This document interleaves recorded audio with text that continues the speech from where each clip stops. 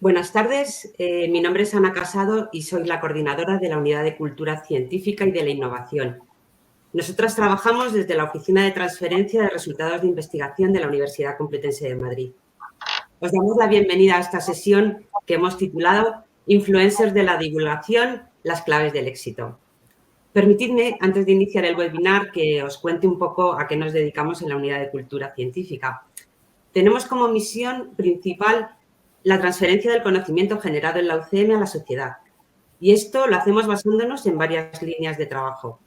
Por una parte, realizamos la difusión de los resultados de investigación a través de los medios de comunicación mediante el envío de notas de prensa. Por otra parte, coordinamos la participación de nuestros investigadores UCM en los grandes eventos de divulgación científica, como son la Semana de la Ciencia o la Noche Europea de los Investigadores.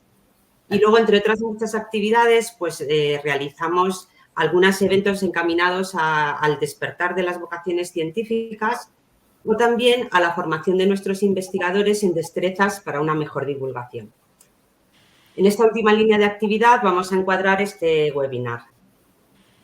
En 2019, la UCC publicó una guía de actuación para la divulgación de la ciencia a través de las redes, en la que ya tratamos de exponer la importancia de las redes sociales en la estrategia de divulgación y ofrecer a los interesados algunas claves para su utilización. Esta guía forma parte de una colección de manuales técnicos de apoyo para una mejor divulgación y están a disposición de todos vosotros a través de la página web de la OTRI de la UCM. Esta tarde queremos ir más allá de los manuales técnicos, charlando con las personas que tienen tanto éxito en las redes sociales y que hemos invitado hoy. Nos acompañan Gemma del Caño, Eduardo Sáez de Cabezón, Virtu Roig y Álvaro Morales. También os quiero presentar a mis compañeras de la Unidad de Cultura Científica, María Milán, periodista científica, y María Marín, encargada de nuestras redes sociales y de la comunicación audiovisual que realizamos. Ellas van a establecer unas entrevistas con nuestros invitados y al final de estas entrevistas podremos resolver todas las dudas que nos planteéis a través del chat que tenéis a la derecha en el apartado preguntas. Os damos las gracias a todos por estar aquí y también a la Fundación General de la Universidad Complutense, que sin su apoyo técnico no podríamos realizar esta sesión. Entonces, ahora os dejo con María Marín y Gemma del Caño, que van a charlar. A ver si desvelamos esas claves de su éxito. Muchas gracias, Ana. Nos quedamos Gemma y yo. Antes que nada voy a presentar a Gemma. Gemma es farmacéutica, especialista en calidad y seguridad alimentaria en la industria de la alimentación, a la que ella llama el imperio. Ese sector que a tantos nos genera desconfianza de vez en cuando. Eso fue lo que a ella le llamó la atención cuando dio sus primeros pasos en redes, que nadie hablase de esa industria desde dentro. Entonces decidió abrir un blog con su famoso artículo sobre qué es el jamón York. Y en este artículo va un poco en la línea de muchas de sus publicaciones que luego tiene en redes. Nos enseña a identificar los alimentos más saludables y seguros. ¿A quién no nos interesa esto? A nadie. Hola, Gemma, buenas tardes y bienvenida al webinar Influencers de Divulgación. Muy buenas tardes, pues un placer enorme estar aquí. Para nosotros. La primera pregunta como influencer de la divulgación científica que eres es ¿cuánto tiempo dedicas aproximadamente a las redes sociales en tu día a día? Es una pregunta difícil. La verdad es que, a ver, yo tengo mi trabajo diario donde hago el mal muy bien en el imperio y es verdad que intento buscar a lo largo del día algunos huequillos pues para intentar encontrar algún contenido interesante o bueno, pues algo que aportar, ¿no? Entonces yo sí que diría que dedico unas 3-4 horas entre encontrar documentación, pensar que voy a publicar y bueno, pues más o menos es eso repartido entre todo el día. También es verdad que estoy en Instagram, pero un poco menos, me cuesta un poco más porque no podemos abarcarlo todo. Eso es, sobre todo en Twitter, que es por eso por lo que contigo nos queremos centrar en esta red social. Porque ¿cómo consigues trasladar a las redes, a Twitter en este caso, un lenguaje tan complicado como el que hay en la composición de un alimento o un medicamento a un lenguaje más informal y más cercano para todo el público? Pues fíjate que yo creo que esto fue gracias al blog, porque antes de publicar cualquier artículo en el blog se lo enviaba a mi madre y si mi madre no lo entendía, volvía a empezar otra vez. Entonces, claro, no tiene sentido que yo cuente cosas si nadie lo va a entender. Entonces, era muy importante adaptar ese lenguaje y se pueden hacer muchas analogías cuando también dominas tu materia. Si tuviera que hablar de cosas que no entiendo, pues tendría que usar un lenguaje mucho más complicado. Pero en el fondo, cuando al final dominas tu materia, entiendes realmente de lo que estás hablando, es muy sencillo hacer alguna analogía. Pero bueno, en el fondo esto le di las gracias a mi madre por tantas veces que me dijo, no entiendo nada de lo que te estás diciendo, vuelve a empezar otra vez. Eso es uno de los grandes retos de la divulgación, así que apuntad la idea de su madre porque es muy buena. Hemos observado en tu perfil, en tus publicaciones en Twitter, que no haces solamente divulgación de ciencia, sino que hay otro tipo de contenido. Por ejemplo, ¿qué es eso de los cazamatrículas? Cuéntanos un poco.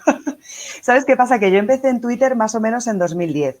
Después de una mala experiencia en una farmacia, pues me dijeron, seguro que aquí en esta cosa que se llama Twitter hay más farmacéuticos y puedes ver otras cosas y tal. Y tenían razón. Encontré ahí un universo tremendo de grandes profesionales dentro del mundo de la farmacia, ¿no? Yo ya estaba en alimentación, entonces dije, bueno, vamos a seguir por aquí.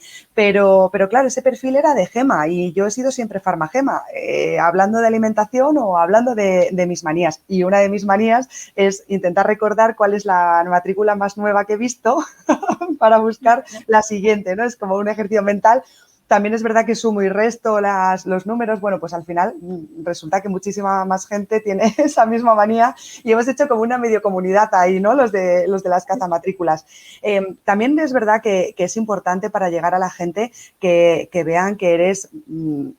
no sé, o sea, yo creo que eso es una ventaja, ¿no? Que vean que eres una persona normal, que le pasan cosas normales, que tiene días cabreados con los niños y que está cansado y que no pasa nada, ¿no? Y entonces, eso también es importante, yo creo que para generar esa sensación de confianza que necesitamos con, pues con toda la comunidad que creamos, ¿no? Con los seguidores. Claro. Por esta parte iba la siguiente pregunta que te quería hacer. ¿Qué contenido crees que funciona mejor con tus seguidores? Porque es cierto que hemos visto que con esto de cazamatrículas, que se desvía un poco de la divulgación, has creado muchísima comunidad y hay mucha gente que te envía sus fotos de las matrículas que han visto. ¿Funciona igual con los temas de divulgación científica y de alimentación? Absolutamente, absolutamente. La gente quiere saber. Eso es algo que de lo que debería darse cuenta la industria alimentaria. La gente quiere saber y es súper agradecida cuando les dices las cosas de verdad. O sea, cuando le dices la realidad de qué es lo que está ocurriendo por dentro, ¿no? La industria, el imperio no ha sido transparente nunca y ahora que todo se abre, que cada vez queremos más información y que tenemos más... pues más posibilidades de bulos, de mitos, de transmitir informaciones incorrectas. Yo creo que la gente agradece muchísimo que le des una información. Bueno, pues quizá que sin blancos ni negros, porque la vida no son blancos ni negros, son grises, pero contando esos grises agradecen mucho saber qué es lo que están comiendo, a qué tienen que tener realmente, de qué se tienen que preocupar y de qué no, porque nos tenemos que preocupar de que un alimento sea sano, de eso nos tenemos que preocupar, pero no de que sea seguro, ¿no? Y de poder distinguir esos dos términos tan confusos.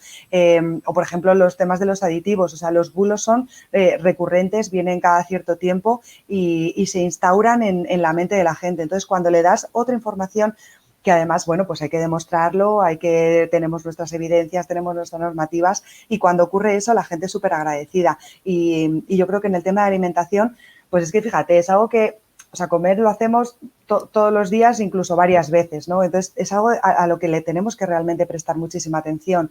A lo mejor estamos un mes o 2 meses buscando un coche y nos va a durar 15 años y solo nos lleva y nos trae, pues imagínate algo como los alimentos, ¿no? Claro, eso es. ¿Y cómo crees, qué importancia le das a interactuar con tus seguidores? ¿Cómo importante crees que y cuándo lo haces tú habitualmente? Pues yo la verdad es que reconozco que es algo en lo que me esfuerzo mucho, porque alguien voluntariamente ha tenido a bien contestarme algo, preguntarme algo, creo que son los que se merecen toda mi atención, ¿no? Esto es algo que además aprendí en la oficina de farmacia, seguro que Virtu también lo piensa así. En la oficina de farmacia entra un paciente y luego entra otro y otro y otro y probablemente los 4 te pregunten lo mismo, ¿no? y a los cuatro les contestas con la misma sonrisa y la misma información y la misma transparencia. Entonces yo creo que todo el que me pregunta, todo el que interactúa conmigo es lo que se merece, ¿no? Aunque lo cuente 1000 veces, no me importa, o no lo entiendo otra vez, da igual, porque en el fondo esto es algo que estos son 60 y pico mil personas aquí, pero esas 60 y pico mil, cada uno en su casa se lo va a contar a tres, ¿no? Y creo que hay algo como la alimentación, que es importante tener, bueno, pues un conocimiento mucho más real de lo que está pasando, pues creo que merece el esfuerzo, vaya. Sí. Claro, o sea que tiendes a intentar responder al máximo posible, ¿no? Aunque repita. Se me tiene que olvidar alguno, ¿eh? O sea, se me pasará alguno, porque me esfuerzo mucho en contestar a todos, ¿eh? A todos los que interactúan, sí. Vale, o sea que puede ser otra clave para conseguir este éxito que tú tienes ahora. ¿Y cómo gestionas comentarios de haters, trolls que todos tenemos en redes sociales? ¿Te has encontrado muchos o...? Bueno, con esta última época de la pandemia, la verdad es que han aumentado muchísimo. Sí que, pues es que en el 2010 aquello, Twitter era una comunidad de 4 amigos, ¿no? Y a medida que ha pasado el tiempo, es verdad que los haters o los trolls pues han llegado con fuerza y sobre todo en esta última parte. Reconozco que con toda la tensión que hemos pasado, por ejemplo, joder, pues de mascarillas, por ejemplo, ¿no? Que yo sabía bastante. En el país de los ciegos el tuerto es el rey, ¿no? Pero tenía algún conocimiento de mascarillas. Sí que lo he pasado bastante mal con algunos haters, algunos, bueno, pues bastante desagradables. Yo nunca había bloqueado a nadie en Twitter, nunca, ni había silenciado, ni nada, de nada, nunca a nadie, hasta que no ha llegado la pandemia y ahora, pues nada, tengo por lo menos 10, bueno, que no sé si es mucho o poco, pero tengo a 10 bloqueados porque fueron bastante ofensivos. De todas maneras, creo que hay que tener clara una cosa súper importante y es que la vida real es lo de fuera. O sea, te puede pasar lo que te pase en un momento dado en cualquier red social, pero luego pues apagas el móvil, sales a la calle y sigues siendo Gema del Caño y tengo que seguir trabajando y tengo mi hijo y tengo mi vida y ya está. O sea, la vida de verdad es la de fuera y cuando nos encontramos en una situación desagradable, pues fíjate qué sencillo es apagar el teléfono o el ordenador. Ojalá en la vida de verdad pudiéramos hacer eso. O sea, que para mí es algo, y además me lo tomo muy en serio, ¿no? O sea, mi tiempo de apagar y, bueno, pues ya está. Pues esto es otra cosa. Genial, muy bien, ir apuntando que son muy buenos tips. Pues dejando los haters a un lado que no nos gustan a nadie, ¿crees que has conseguido que te llamen los medios de comunicación a través del contenido que estabas haciendo en redes sociales para seguir divulgando? Pues mira, la primera vez que me llamaron para la tele fue por un artículo hablando sobre la leche cruda. Que era, nada, una noticia en el BOE, pero a mí me parecía interesante comunicar que, por favor, que no podíamos dar marcha atrás, ¿no? Y bueno, pues si Pasteur levanta la cabeza, pues nos da collejas a todos, ¿no? Y me parecía que era importante contarlo y a través del blog me llamaron por primera vez para la tele. Y para la radio, por ejemplo, fue por un artículo sobre las gambas congeladas, estas que se te quedan a la mitad cuando está en el agua, que yo pensé que era algo que todo el mundo sabía, que hay una técnica que se llama glaseo, que es para proteger al alimento ultracongelado y resulta que la gente pues no sabía que cuando la gamba es así de grande, cuando la compras congelada y en la sartén se queda así, era por eso, ¿no? Y para eso me llamaron de la radio. O sea que yo creo que es importante tener un remanente de contenido en un blog, porque a Twitter, a las redes sociales se las lleva el viento. Tienes que tener algo fijo. A mí me da mucha rabia porque cada vez uso menos el blog y en Twitter todo desaparece, en Twitter o en cualquier red social. Así que me parece que la base es tener algo fijo, algo sólido donde puedan recurrir y ver exactamente todo lo que comentas. Vale, o sea que aparte de estas redes sociales, el tener un blog donde sí que se queden fijados todos tus contenidos. Claro, yo empecé en uno un poco a lo tonto en Medium porque, bueno, me dijeron, pues no te atreves, no sé qué. Mi amigo Guillermo me dijo, es que eres muy pesado hablando de la industria y ¿por qué no escribes un blog y se lo cuentas a otros, ¿no? Que no me lo cuentes a mí. Y es verdad que empecé en una plataforma muy sencilla que se llama Medium y, bueno, pues después tuve la suerte de que Naucas me ofreció tenerlo en su propia plataforma de divulgación y eso ya, pues es como cuando te llaman los Rolling Stone, claro, ya... Y ya de ahí para adelante. ¿Y todos estos contenidos los tienes planificados, todos los contenidos que subes al blog y sobre todo a Twitter en este caso? Pues me encantaría decirte que sí, porque sé que hay muchísima gente que planifica los tweets, que pone a qué hora lo pone, que ve de lo que habla y tal.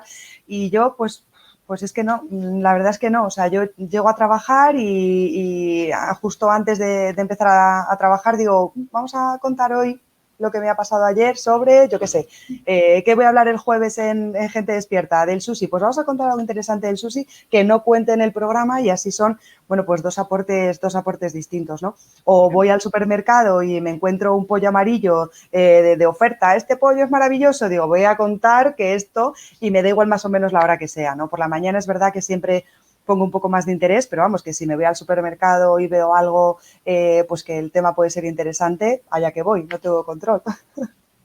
Vale, ¿y has pensado alguna vez con este contenido y con tanta influencia que tienes en redes sociales, dedicarte solamente a la divulgación? Que no nos escuche tu empresa.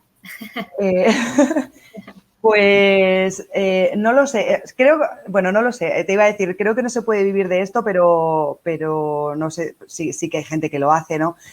¿Sabes qué pasa? Que es que a mí me encanta lo que hago. O sea, es muy complicado encontrar un trabajo que te gusta y que haces bien y que te pagan por ello, ¿no? El ikigai este que dicen los japoneses, ¿no? Entonces, cuando encuentras eso, es verdad que la parte de divulgación me da mucho, es maravillosa, pero tampoco quiero abandonar lo que estoy haciendo porque es que resulta que me gusta y se me da bien. Y además, bueno, pues puedo conseguir más contenido, ¿no? Un contenido más actualizado y de cosas que están pasando diariamente. O sea que para mí la divulgación es mirar al cielo, es maravilloso y mi trabajo diario es pisar la tierra. Qué bien, pues está muy bien poder compaginarlo. Bueno, mis horas me lleva. Eso sí, es un poco caos.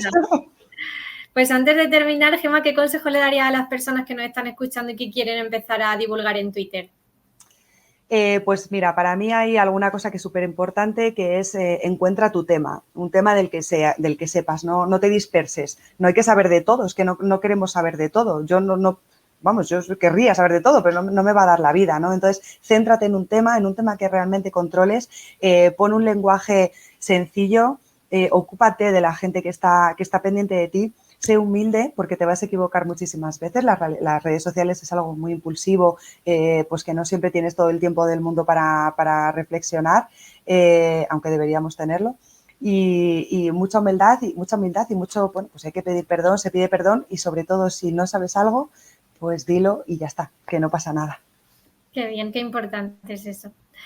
Vale, Gemma, pues con esto terminamos, damos paso al siguiente invitado y muchísimas gracias por contarnos tu experiencia y tantísimos consejos y nos vemos luego en la ronda de preguntas.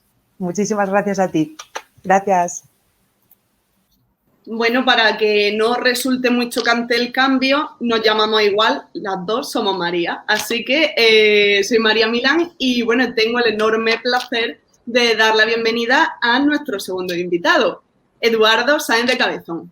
Muchos y muchas lo reconoceréis fácilmente porque es el conductor del programa de ciencia por excelencia de la televisión española, Órbita Laica. Es doctor en matemáticas por la Universidad de La Rioja, donde ejerce además su labor de docente e investigador en el área de la álgebra computacional. En 2013 ganó la primera edición del concurso de monólogos científicos de la Fundación Española para la Ciencia y la Tecnología, FECIT, el concurso FameLab, y fundó el grupo Big Bang Ciencia.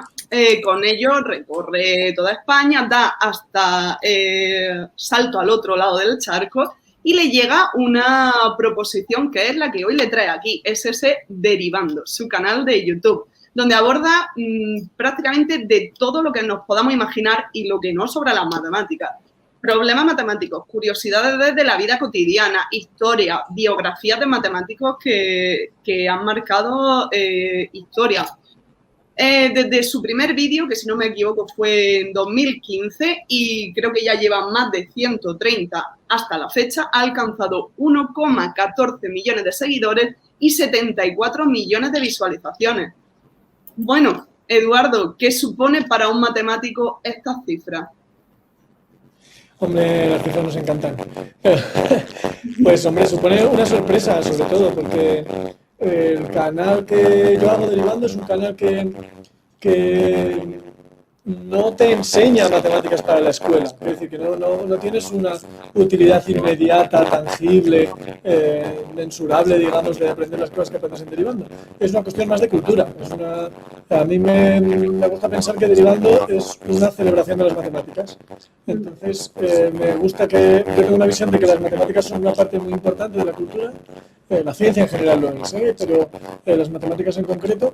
Y entonces me gusta que desde una plataforma como YouTube y un canal como Derivando sea un lugar para compartir el placer y el interés de la cultura matemática y haya tanta gente que le gusta eso, que también lo quiere, ¿no? Y probablemente la inmensa mayoría no se dedican a las matemáticas en sus estudios. Eduardo, disculpa, Eduardo, sí, te vuelve a fallar el micro, igual que antes.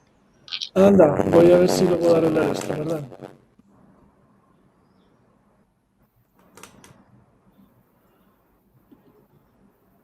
No pasa nada, esto son cosas habituales. Yo creo que ahora sí, yo al menos sí te oigo bien. Sí. ¿Sí, mejor? Vale, sí, mucho. Muy bien. Perdón.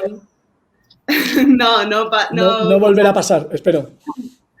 Bueno, Eduardo, hablabas de esa celebración de las matemáticas, ¿no? Con tu canal. ¿Fue eso lo que te empujó a dar el sí quiero cuando te ofrecieron la creación de un canal de YouTube? No, lo que me llevó a dar el sí quiero es que soy un facilón. O sea, me cuesta mucho decir que no a las cosas y me parecía que de alguna forma no sé cómo llamarlo, mi historia, mi trayectoria me suena presuntuoso, pero mi historia en relación con la comunicación científica es voy recibiendo las cosas que digamos que la vida me va poniendo delante, las voy recibiendo de la mejor manera que creo, o voy reaccionando de ellas de la mejor manera que creo, y entonces resulta que hay algunas que obtienen una reacción muy positiva. Entonces me parece que el seguir adelante con eso es algo muy bonito para, digamos, desde un punto de vista de compartir con otros y de aportar a otras personas y también en tu crecimiento personal, ¿no? Yo creo que aquí cada uno hablamos también, como ha dicho Gemma antes, desde una perspectiva profesional, desde la mía también. A mí como investigador me sirve tener un canal de YouTube y hacer divulgación. Me sirve en mi vida como docente y como investigador, las dos cosas. Bueno, tenemos compañía hoy aquí. El canal se llama Derivando. Sí. ¿Por qué ese nombre de todas las fórmulas matemáticas que tenemos en nuestros libros de texto? ¿De dónde sale el nombre del canal? Nos llama la atención. Mira que voy a decepcionar a muchísima gente con todas mis respuestas, me da la impresión, porque eso fue un día que no sabíamos qué nombre ponerle al canal y entonces dijimos, venga, pues Derivando no suena bien y Derivando se quedó. O sea, no hay una razón profunda detrás de decir, no, es una figura, porque podría inventármelo, pero sería una reflexión a posteriori y decir, no, sí, la derivada es algo que conecta con las matemáticas que cuando empiezan a ser complicadas en la escuela. No hay nada de eso. Nos sonaba bien, nos pareció que podía ser atractivo y así fue. Porque, esto no lo he dicho, pero Derivando, como has dicho tú muy bien, fue una llamada. A mí una productora me llamó para hacer eso. Fue una productora que dijo, mira, queremos hacer un canal temático sobre matemáticas y nos gusta tu forma de contar las cosas y si te atreves, pues lo hacemos. Yo les propuse el hacer un canal de cultura matemática, no de clases matemáticas, lo aceptaron y tiramos para adelante. Entonces, digamos que no fue una iniciativa mía. Y de hecho, sigue sin serlo en cierta medida, ¿no? Porque si yo me tuviera que dedicar a editar los vídeos, a todo eso, no podría dedicarme a mi vida universitaria. No, completamente. ¿Cuáles son tus claves para que nosotros veamos tus vídeos de matemáticas y nos parezcan tan atractivas? Y eso que siempre las matemáticas, las pobres, han tenido la mala fama en la escuela, cosa que luego no es real. Pero ¿cuáles son las claves para que nos parezcan tan atractivas si las cuenta Eduardo? Pues quizás es un poco eso, que hay mucha gente que tenemos una especie de medio trauma con las matemáticas y tenemos un conflicto sin resolver. Entonces, el hecho de que tú puedas ver otra parte de las matemáticas y que te hagas sentir que puedes con ello, que lo entiendes, que incluso lo disfrutas, aunque no del todo, claro, porque siempre se puede profundizar más en los temas, ¿no? Pero me parece que es importante un poco por reconciliarnos también con nuestro matemático interior, ¿no? Que lo tenemos ahí un poquillo asustado desde la escuela. Es verdad que que la asignatura de matemáticas no son las matemáticas. Hay dos cosas distintas. Una cosa es la asignatura de matemáticas de la escuela, del instituto, que también es matemáticas y hay matemáticas preciosas en lo que se da en los institutos y en la escuela, pero las matemáticas van mucho más allá. Es un campo amplísimo, un campo cultural muy, muy amplio. A mí me gustó mucho una vez que estaba en una feria del libro en Buenos Aires y una señora se me acercó, una señora de 70 y pico años, una señora muy mayor, con su hijo, pues un ingeniero que vivía con ella y tal. Y se me acercó y me dice, ¡ay, tú eres el matemático! Bueno, vos, me dijo, soy el matemático de YouTube. Dice, mi hijo me pone tus vídeos por la noche. Yo no entiendo todo, pero me hace sentir inteligente. Y digo, mira, esto es porque es como una forma, más allá del acceso al conocimiento, que también, de la curiosidad, del tener razón en discusiones y todo eso, más allá de todo eso, hay una componente emocional en esto, ¿no? Y es una componente de compartir a un nivel que va un pelín más allá de la mera compartición de conocimiento. Sí, se nota además porque, bueno, la variedad de temas que tratas y esa creatividad que tienen esos temas, estamos viendo en los últimos días cómo lanzaste una pequeña encuesta en Twitter preguntando sobre los agujeros de los pantalones, ¿no? Y decías que iba a dar pie al próximo vídeo. Entonces, ¿cómo es ese proceso de búsqueda de contenido? ¿Tú eliges todos los temas o, como bien has dicho, ahí está la productora y hay un equipo detrás? Nos referimos solo a eso, a la elección de los temas. En el 99% de las ocasiones los elijo yo. Casi siempre los elijo yo. Y la forma es, supongo que le pasa a todo el mundo que se dedica a contarles cosas de ciencia a otros, ¿no? A lo que llamamos divulgación o popularización o comunicación de la ciencia, es que permanentemente estás alerta. Tú tienes ya unas antenas que has desarrollado y que permanentemente estás alerta para elegir temas o te llaman la atención cosas. Para mí, una componente importante es que sean relevantes, que tengan relevancia científica. Hay veces que cuento algunas cosas que son meras curiosidades, pero normalmente no. Normalmente son cosas que son científicamente relevantes. Y ahora tengo pendiente, que es algo que quiero hacer, es hacer un algoritmo de aprendizaje etiquetando los vídeos para ver qué tipo de vídeos son los que más le gustan a la gente o así. Aunque también tengo que decir que no es el único criterio que sigo a la hora de elegir los temas. No busco aquellos que van a gustar necesariamente, por supuesto que lo intento, pero hay vídeos que me parecen importantes. Por ejemplo, hay uno que es de los menos vistos del canal, que es sobre ética y matemáticas, que me parecía un vídeo muy importante y que no se dice en otros lugares, y ahí hablé con un matemático, con Federico Ardila. Pocas veces invito gente al canal y esa es una excepción. Hubo otro que también no es de los más vistos ni de lejos, es de los menos vistos del canal, que son 5 mujeres matemáticas que deberían ser más conocidas. Y bueno, pues me parece importante contar ese tipo de cosas. Sí, sí, totalmente. O sea, podemos decir que pese al pedazo de crecimiento exponencial que tiene tu canal, en realidad eso no te está condicionando, ¿no? Para elegir esos temas y que inviertes en ellos la misma ilusión, ¿no? Que aquel primer vídeo sobre cómo doblar el papelito. Sí, es que yo creo que la intención, en mi caso al menos, no es generar muchos seguidores, No, mi intención es compartir el placer, el gusto, el disfrute por la cultura matemática. Es más bien eso. Entonces, si un buen día eso deja de interesar, pues muy bien, yo me dedico a la investigación y chao, que es lo que más me gusta. Bueno, no creo que vaya a suceder. Queremos que nos explique el esfuerzo que conlleva adaptar el lenguaje de las matemáticas, los tecnicismos, a algo mucho más natural, como es la divulgación, y sobre todo al lenguaje audiovisual, que no es lo mismo YouTube que Twitter, Instagram. Entonces, ¿cómo hace esa adaptación?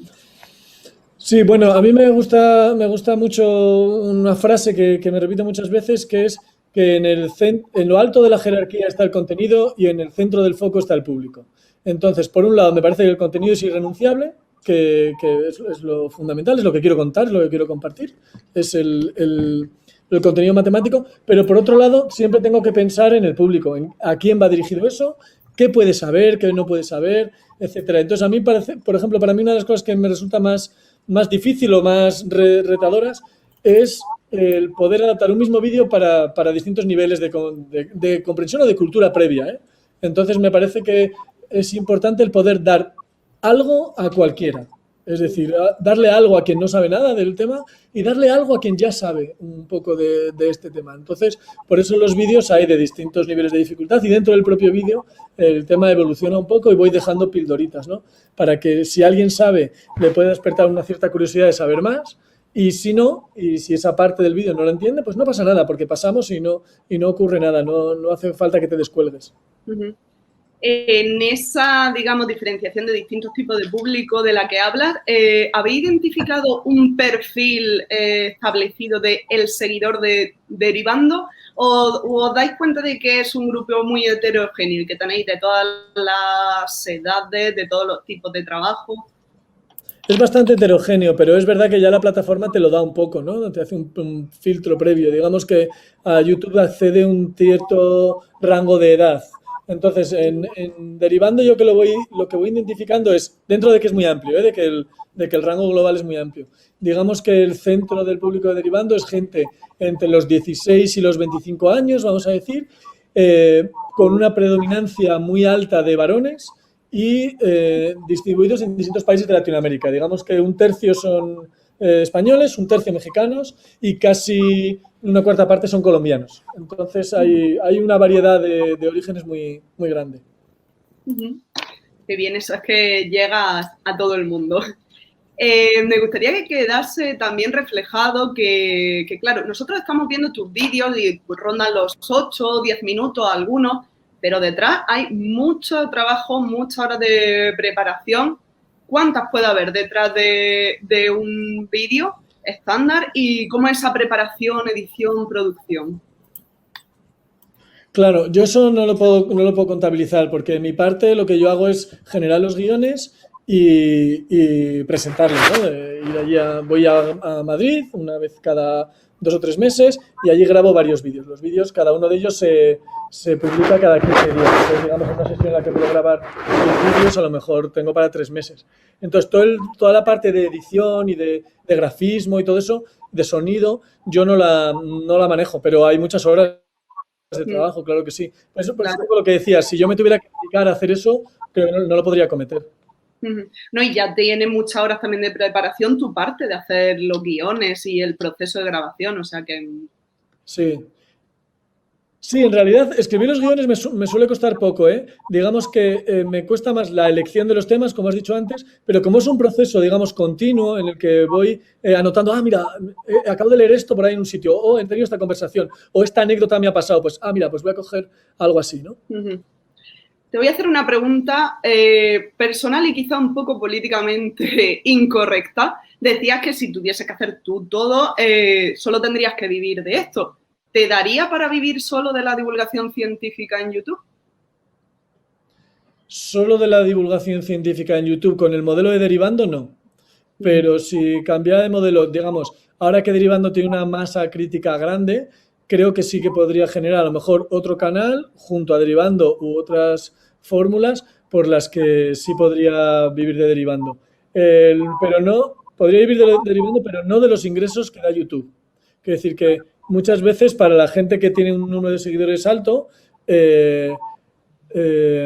son las actividades que van asociadas a eso. A lo mejor participación en eventos, ese tipo de cosas, o eso sí que puede darte de vivir. Y para eso necesitas, por un lado, tener una reflexión sobre tu labor como comunicador, como comunicadora, ¿no? Creo que tener algo que contar más allá del contenido que das.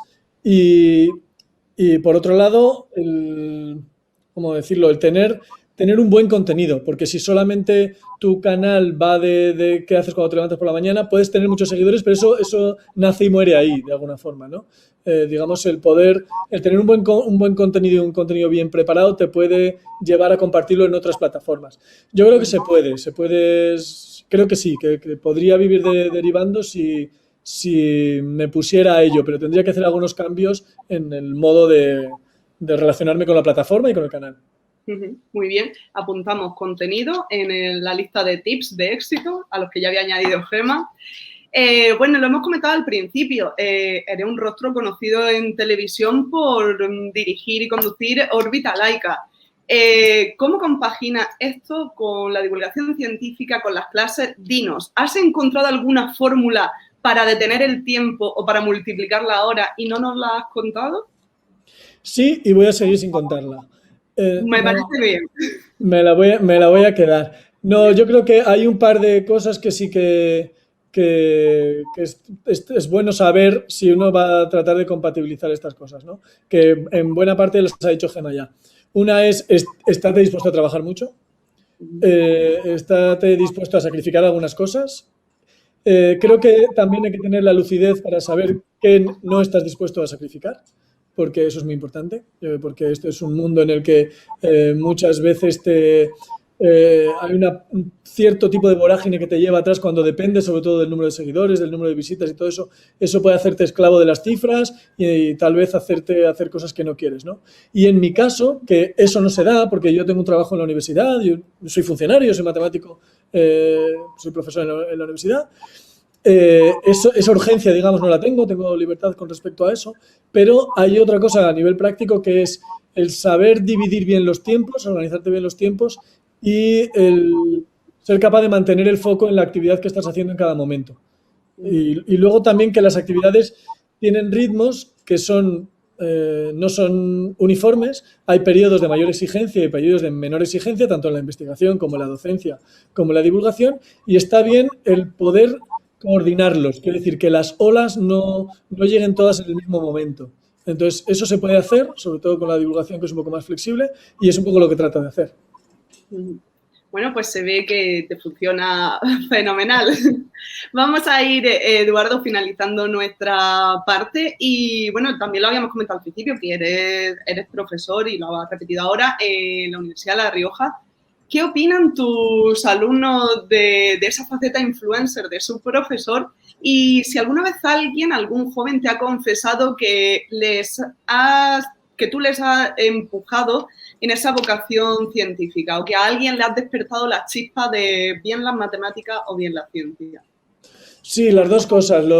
Mis estudiantes, pues bueno, cuando estamos en clase se cortan bastante de decirme cosas, aunque algunos lo hacen, pero hay veces que cuando luego ya no son alumnos míos, yo doy clase en primero, cuando ya no son mis estudiantes, pues luego nos vemos por el campus y tal, y siempre, profe, no sé qué, siempre te seguía, tal, cual. Bueno, cosas así, ¿no? Y con respecto a lo de si hay gente que se ha visto influida de alguna forma o se ha visto motivada para estudiar matemáticas o ciencia, sí, ha habido bastantes personas que me lo han dicho. Lo cual, por un lado, me causa satisfacción, ¿no? Porque creo que la carrera científica, al menos cuando estás estudiando al principio, es muy bonita. También es verdad que, bueno, es bonita siempre. Lo que pasa es que a veces las condiciones de la carrera científica no son tan bonitas, pero el hecho de la ciencia sí que lo es. Pero también identifico como que probablemente hay más factores que les han llevado a hacer eso, muchos más factores, y a lo mejor este es como el más visible. Y los otros son procesos que son más internos, más largos, y que hay una marea de fondo que es la que finalmente les lleva. Pero en todo caso creo que normalmente es gente que podría haberse dedicado a muchas cosas distintas y que, por lo que sea, pues se han decantado por esta, y hay veces que sí que yo juego un papel. Pero tiene que dar eso, satisfacción. Sí, claro, mucha.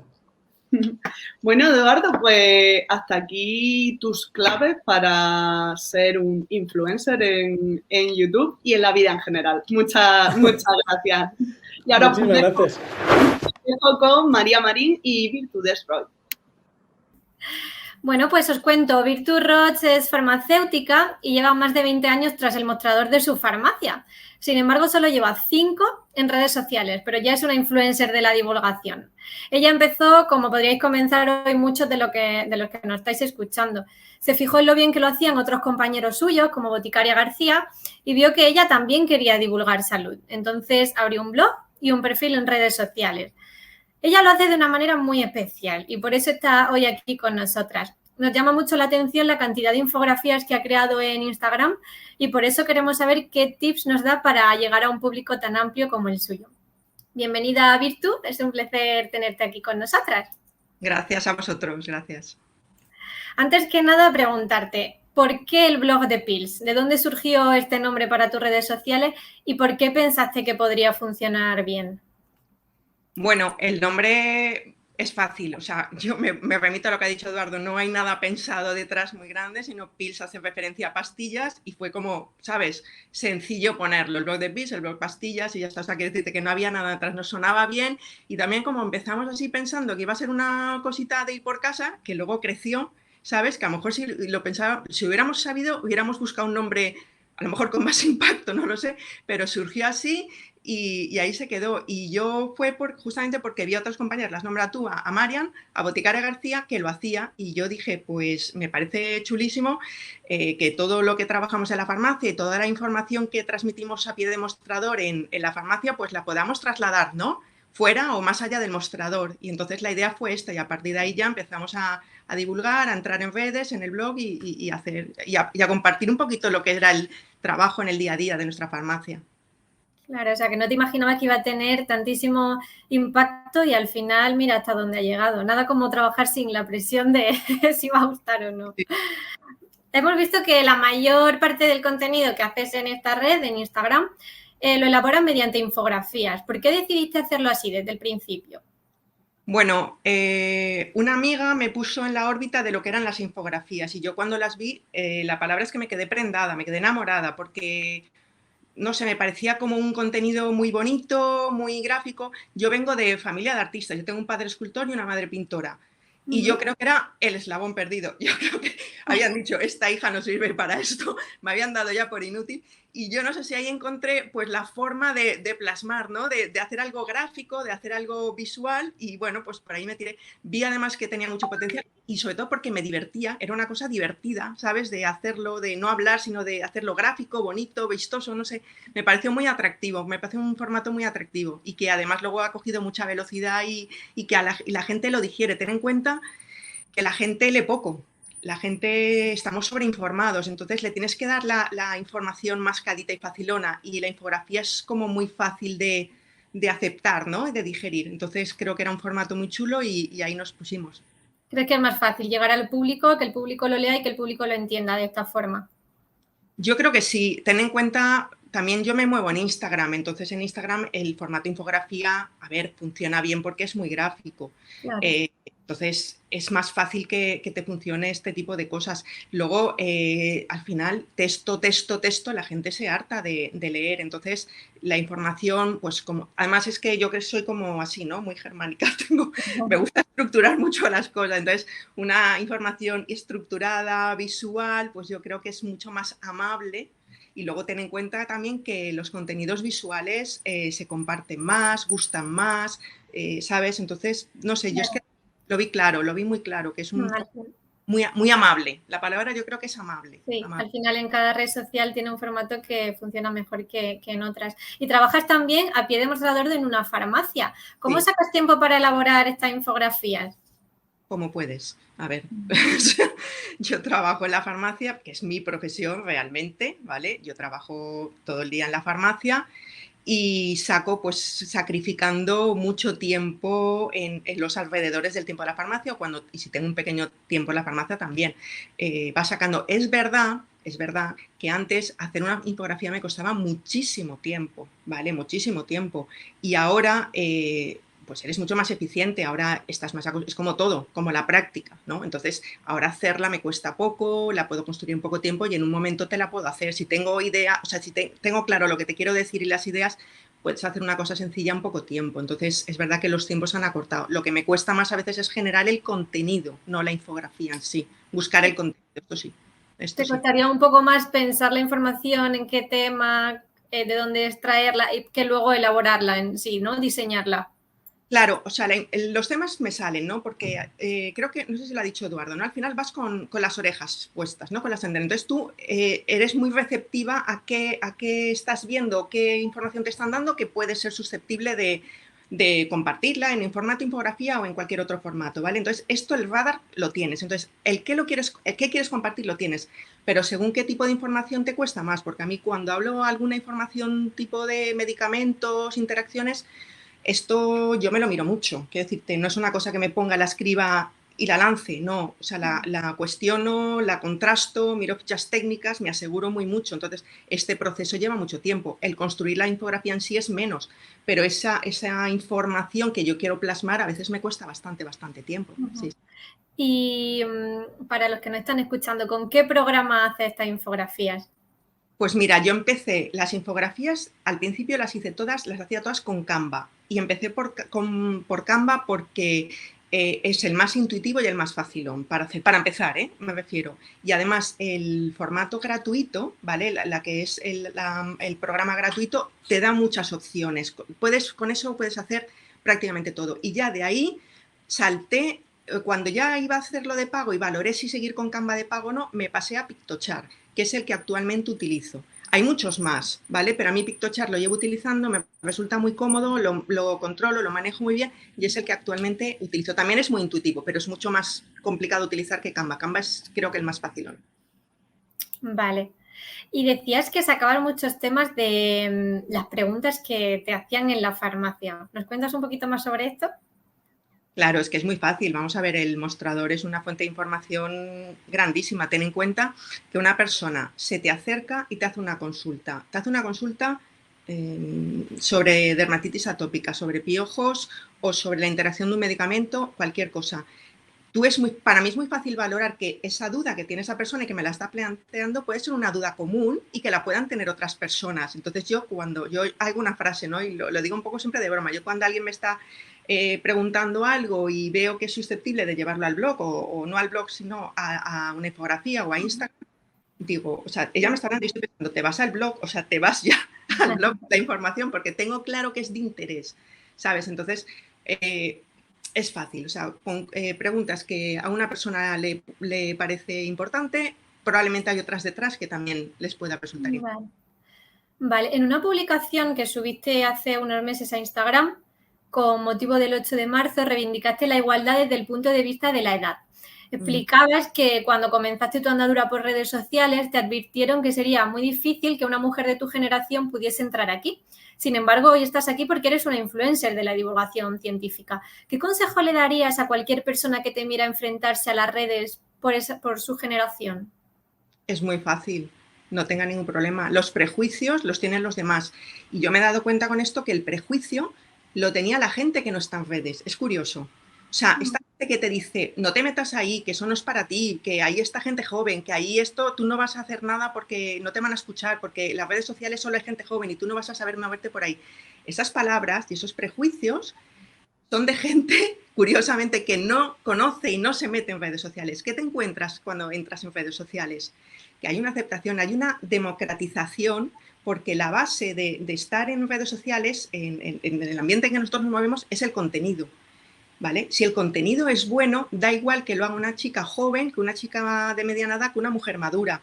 Incluso te diría que a veces la edad puede ser algo positivo. Y puede ser positivo porque puedes transmitir más confianza, ¿me explico? En temas así de salud. Pero el problema de la edad, yo ya lo digo, lo tienen fuera, que lo miran con susceptibles, diciendo, no vas a comerte un torrao y no te va a servir de nada. Y sin embargo, dentro yo me he sentido siempre muy bienvenida, muy acogida. Yo en muchos eventos de estos que tenemos siempre coincido con gente, y es verdad que casi todos son muchísimo más jóvenes que yo, muchos de las edades de mis hijos incluso, pero en ningún momento, o sea, siempre te digo, siempre me he sido muy aceptada, muy a gusto, y es más, a mí me metieron en esto farmacéuticas muy jóvenes, mucho más jóvenes que yo, que pensaron que mi formato de infografía podía funcionar en Instagram y fueron farmacéuticas jóvenes las que me dijeron, Virtu, te vamos a ayudar y verás cómo te va a ir bien y nunca se lo agradeceré lo suficiente.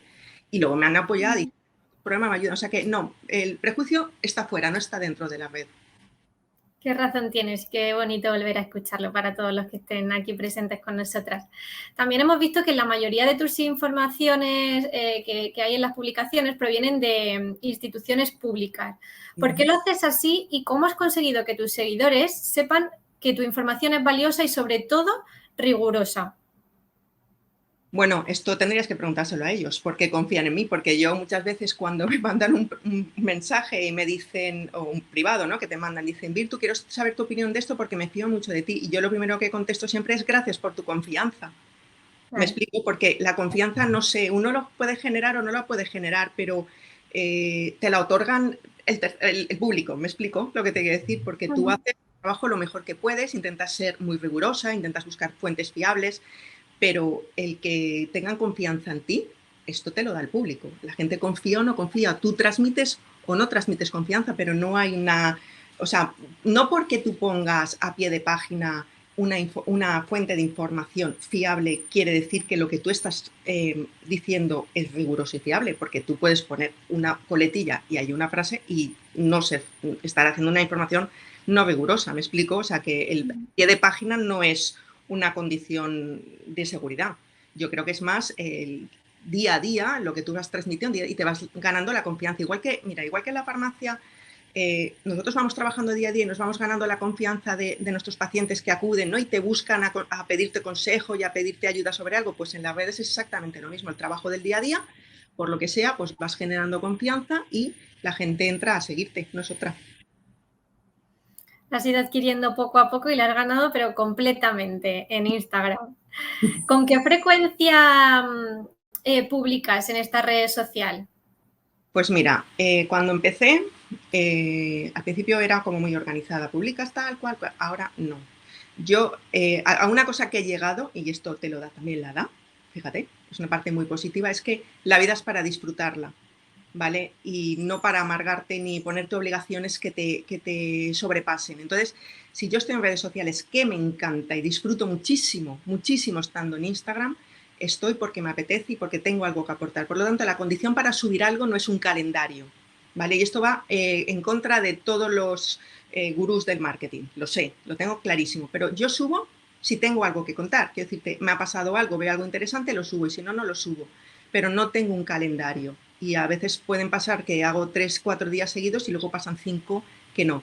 Para mí, el eje es mi contenido. Si hay algo, hablamos. Y si no hay algo, no digo nada.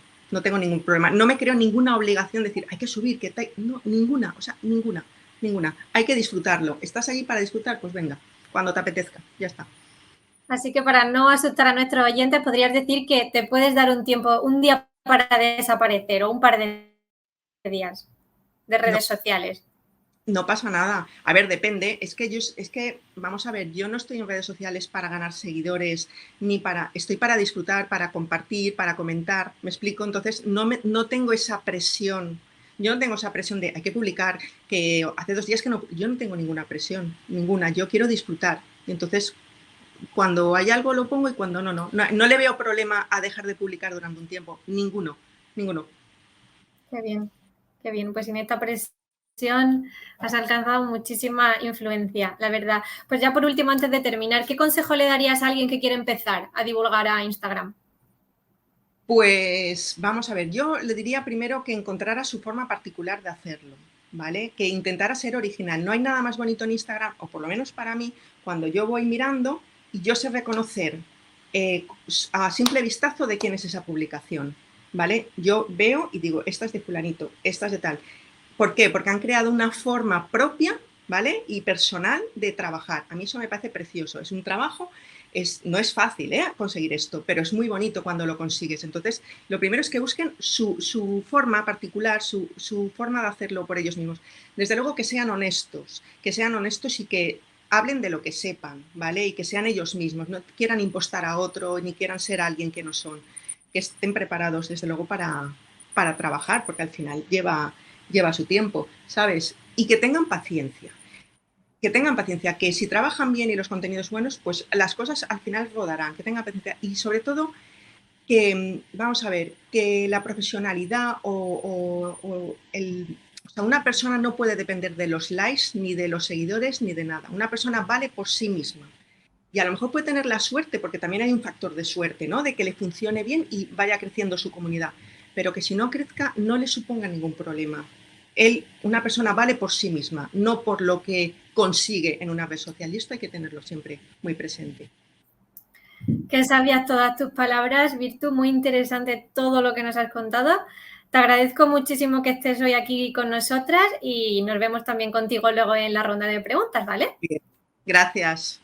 Gracias a ti. Damos paso ahora a María Milán de nuevo con Álvaro Morales. Bueno, pues vamos con nuestro último ponente, pero no por ello el menos importante. 2 años después de que Eduardo ganara FameLab, un estudiante de biología sanitaria de tan solo 22 años, vamos, un chavalín, Álvaro Morales, se alzaba con el premio de este concurso de monólogo científico, demostrando que la ciencia es una fuente también de humor. Hoy estudia su doctorado e investiga en la unidad de biotecnología celular del Instituto de Salud Carlos III. Y su investigación se basa en el uso de virus oncolíticos, que son peligrosos, pero para las células tumorales. Además, organiza talleres de divulgación científica para investigadores e investigadoras y charlas en colegios. Y, sobre todo, habla de su especialidad que le trae hoy aquí, que son los monólogos. Buenas tardes, Álvaro. Hola, buenas tardes. Encantado de estar aquí. Bueno, un investigador en biomedicina de repente empieza a divulgar y lo hace en forma de monólogo. ¿Por qué elegir esta estructura narrativa? Pues mira, voy a unir encima justo con lo que acaba de hablar Virtu. Y decías que cuando gané tenía 22 años. Realmente, cuando gané no era ni siquiera graduado todavía en biología sanitaria. Yo me presenté a FameLab en el año 2015 después de venir de un Erasmus en Holanda. Que por lo que sea dicen que en Ámsterdam uno se vuelve muy creativo, ¿no? Se inspira. Realmente me ocurría a mí que siempre durante la carrera, a la hora de estudiar, a la hora de aprender los nuevos conceptos, me pasaba que antes del examen me sentaba con mi amigo y nos poníamos a contarnos lo que no nos sabíamos, a contarnos un proceso bioquímico, un proceso molecular, da igual, y lo contábamos como una historia. De esta manera se nos iba quedando, aprovechábamos a aprender lo que no nos sabíamos de antes y nos defendíamos en el examen. Esto era el día a día de la universidad. Pues bien, ¿qué ocurrió? Que cuando volvía de Holanda, todavía tenía unos meses en España terminando la carrera y vi esta opción. No me acuerdo sinceramente cómo lo vi, pero me acuerdo que vi los monólogos de Edu, de Ricardo Moure, de todos los que habían participado entonces y sinceramente pensé, ¿por qué no? Creo que puedo contar una historia como esta. Bueno, me lancé y dicen siempre que uno se siente satisfecho, ¿no? Cuando hace algo y le sale bien, ¿no? Sinceramente, en ese caso, a mí, con el haber hecho algo, el haber dicho, quiero hacer esto y conseguir hacerlo, me sentí ya muy satisfecho. Para participar en FameLab, y ya voy lanzando la cuña publicitaria, hay que enviar un vídeo, te tienes que escribir un monólogo tuyo, hablando de un concepto de tecnología, de ciencia, y grabarte un vídeo. Pues el haberlo hecho, el haberlo enviado, ya para mí fue una alegría. La mayor alegría fue cuando de repente recibí la llamada de que participaba, ¿verdad? Pues bueno, así fue como empezó. Yo creo que, como hablaban los anteriores compañeros, ¿cómo empieza esto? Porque te lanzas. Porque te lanzas a ello, porque dices, ¿por qué no? Me apetece, me gusta, voy a hacerlo. Luego ya vino todo lo demás, que ahora iremos hablando. Sí, yo creo que ese es un buen tip para apuntar en esta búsqueda de las claves del éxito, ¿no? De las que estamos hablando, ese por qué no, ¿no? Claro, entonces, ¿en qué momento te llegó a ti el por qué no voy a hablar de células madre y además en clave de humor para ganar FameLab? ¿Por qué y cómo se te ocurre este tema? Pues realmente en el primer monólogo que hice, justo hablabais de la búsqueda del tema, ¿no? Yo tenía algo clavado. Como biólogo sanitario, en este caso que soy, biólogo, yo no entendía que la gente no entienda bien la diferencia de conceptos entre gemelos y mellizos. Para algunas personas puede ser muy obvio, pero yo me he visto en situaciones en las que no era así. De hecho, en la cultura popular muchas veces dicen los mellizos zipizape o los gemelos zipizape, como que nunca se sabe muy bien, y otros muchos ejemplos. Mi primer monólogo no fue ni siquiera de células madre, fue de la diferencia entre los gemelos y los mellizos. Y para hacerlo intenté usar, y voy a intentar dar algunas claves, objetos. Como me veis ahora mismo, uso muchísimo las manos. Soy bastante expresivo. Pues intenté ponerle un poco de uso a estas manos italianas que parece que tengo, ¿verdad? Pues pensé, ¿a qué se parece un óvulo? A una pelota de golf. ¿A qué se parece un óvulo diferente? A una pelota de ping-pong que es de otro color. De este modo, mostraba cómo de un óvulo que ha sido fecundado por un espermatozoide obtenemos un embrión. Sin embargo, en 1 de cada 250 casos, este óvulo fecundado se divide en 2. Y es en este caso cuando se da lugar a gemelos. porque ambos tienen la misma información genética.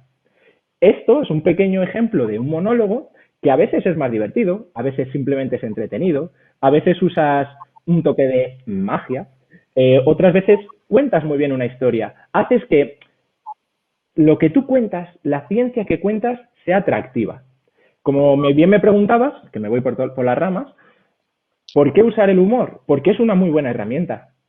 Cuando la gente habla de ciencia, o sobre todo quiere escuchar de ciencia, no espera que vaya a arrancarse una sonrisa, no espera que encima le resulte divertido.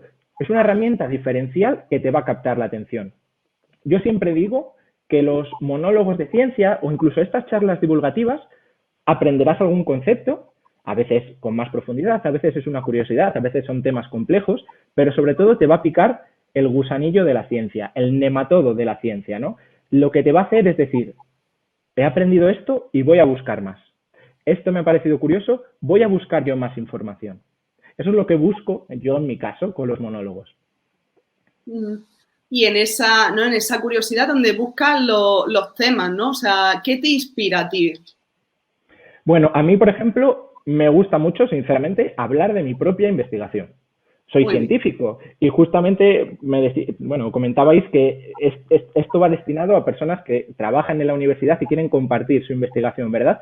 Pues yo intento hablar de mi investigación. Yo sabía que las células madre, que ese fue el segundo monólogo con el que tuve la suerte de ganar FameLab, yo quería trabajar con células madre. Yo había estudiado muchísimo las células madre y fue entonces lo que dije, voy a hablar de esto, quiero compartirlo. Y, por ejemplo, ahora los monólogos que hago siguen siendo de células madre, pero van evolucionando. O hablo de mi terapia, por ejemplo. Yo trabajo con unos virus antitumorales. Se dice, ¿no?, que los virus, bueno, ahora están muy de moda, pues yo digo que los virus son un poco como Justin Bieber, ¿no? Porque todo el mundo lo rechaza a Justin Bieber, pero luego, cuando hay fiesta, bailan todas sus canciones. Pues los virus ocurre lo mismo. Parece que les rechazamos, pero realmente los virus son muy útiles en el día a día. Ahora mismo son indispensables en la edición genética o, como es el caso de mi investigación, pueden usarse para atacar específicamente células tumorales. Entonces, ¿de qué temas hablo? Pues como bien decían los compañeros, de temas que me apasionan, de dudas que me llegan y a veces cosas que yo mismo aprendo y digo, pues lo voy a contar, porque si me ha sorprendido a mí, que se supone que soy científico, a la gente que no lo sea, digo yo que también. Y cuando te sientas a escribir en el proceso de creación de ese monólogo, ¿qué tips sigues? ¿Sigues alguna pauta, algo que te funcione? ¿Lo ensayas antes con siempre la misma persona? Queremos hablar un poquito más de ese proceso creativo. Bien, mira, precisamente, y ya voy a hacer aquí algo, seguro que voy a lanzar un anuncio ya mismo, no un anuncio, un saludo a Ángel Morales, tocayo de apellido, que fue uno de los asistentes precisamente en vuestra universidad, en los que hicimos un taller de monólogos científicos hace un par de años, prepandemia, y ahí veíamos en un taller cómo intentar que los científicos consigamos hacer un monólogo científico. Obviamente no puedo descifrar todo, pero a mí me gusta mucho usar comparaciones. Y hay una fórmula, vamos a decir, que es contar algo de ciencia y hacer una comparación. Si tú además le quieres hacer un monólogo científico, haz que esa comparación sea un poco divertida. Y para esto, permitidme enseñaros unos pequeños textos que tengo aquí, porque en estos talleres, que a veces hacemos con científicos, pero a veces hacemos en institutos, hago un ejercicio así y les digo, uno de los primeros chistes que hacía en ese monólogo del año 2015 decía, las células tumorales son como los hipsters, esos modernitos de camisa de cuadro y barbita, ¿no? Se multiplican sin control. Y yo les digo, mejorad este chiste científico. La ciencia está ahí, que las células tumorales se multiplican sin control, pero quiero que me cambiéis la comparación y, si es posible, humorístico. Y mira, tengo aquí algunos casos que han puesto pues investigadores o niños y ponían, las células tumorales son como los casos de corrupción en la política española, se multiplican sin control.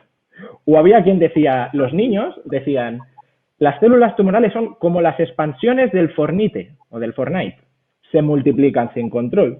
Y ya que estamos en una sesión como esta, tendré que decir una que también me dijeron, este fue un adolescente que dijo, las células tumorales son como los influencers, se multiplican sin control, ¿no? Que ahora está tan de moda.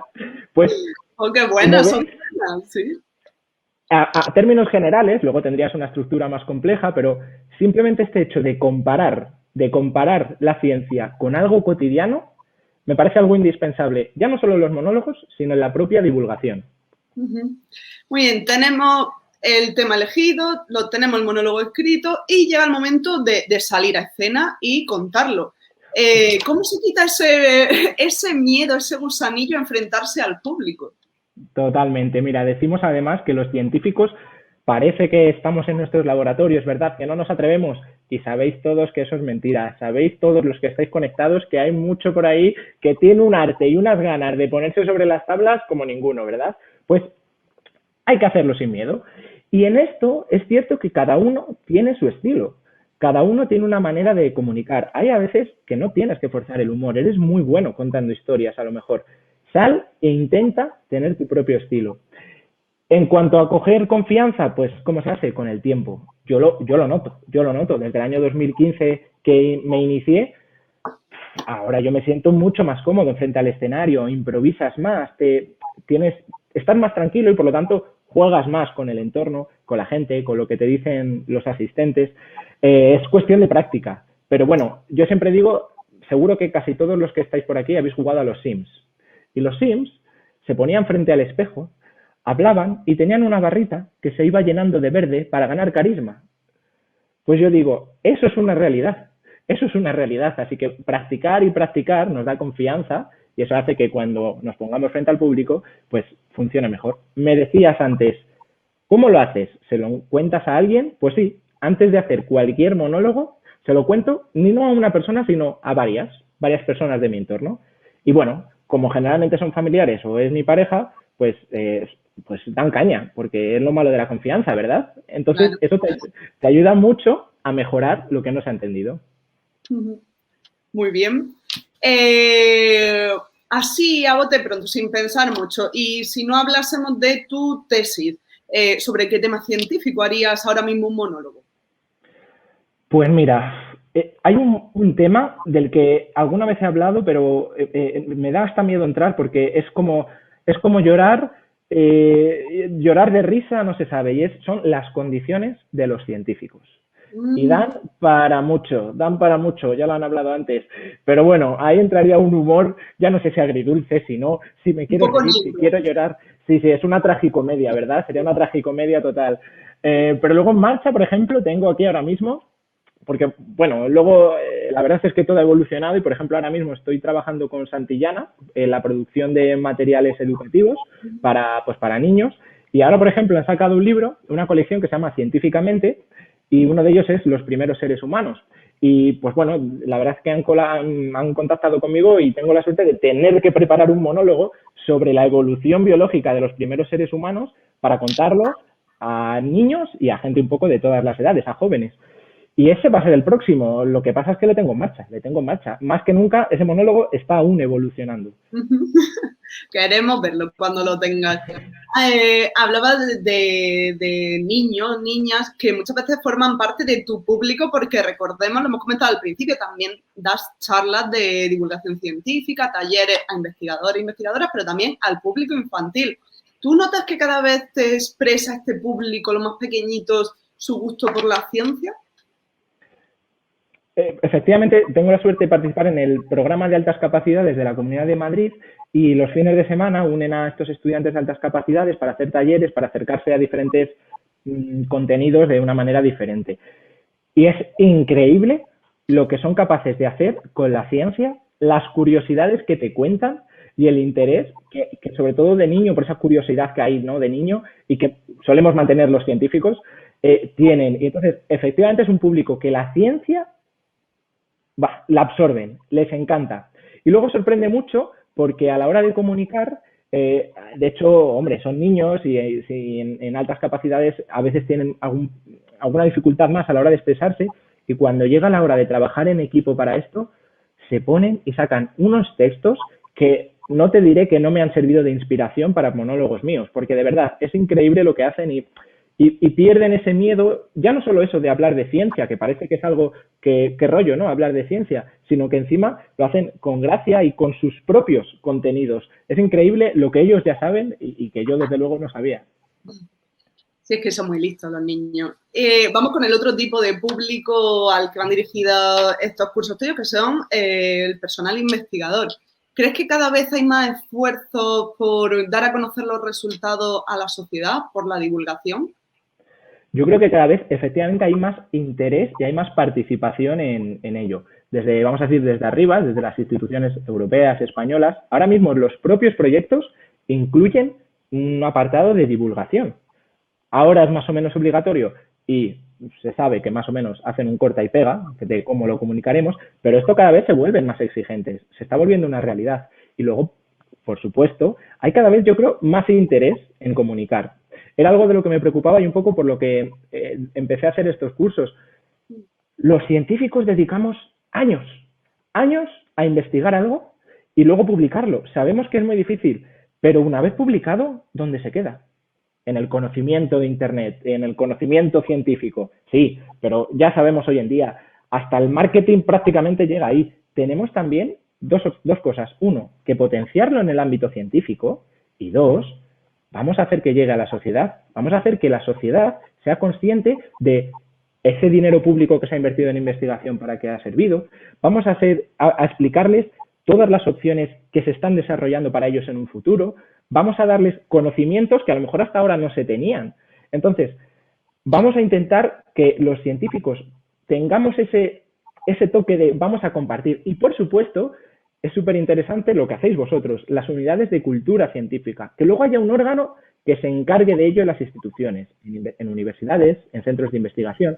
Pero si un científico es buen comunicador, seguro que vosotros cogeréis mejor esa información, trabajaréis juntos y el conocimiento llegará más lejos. Es un poco la idea y lo que se intenta. En los cursos es lo que digo, no queremos llegar a ser, ojalá, influencers todos de la ciencia, pero consigamos esas pequeñas claves, algunos consejos, perdamos ese miedo y hagamos que comuniquemos más ciencia. Ese es el objetivo inicial.